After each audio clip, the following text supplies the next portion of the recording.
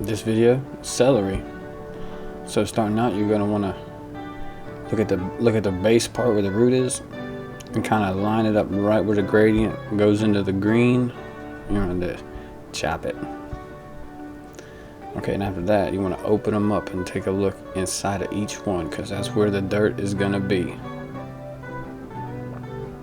You don't mind all the leaves and stuff. You're gonna get rid of that unless you want to make a stock.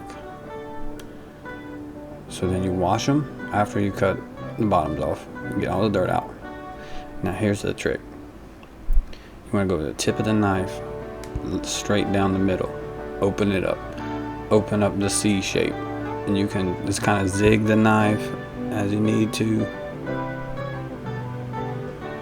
You can see in the video, you can zig it back and forth.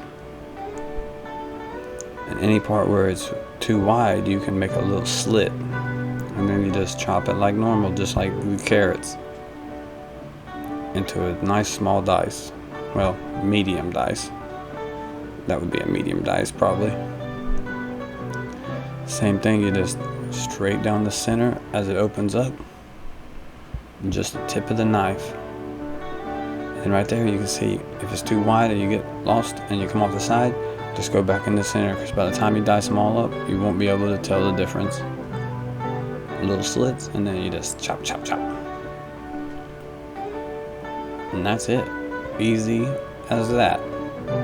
Cutting celery. I'm about to make a soup with all these ingredients that I've shown you how to cut, and the link to that video will be in the description. So thanks for watching.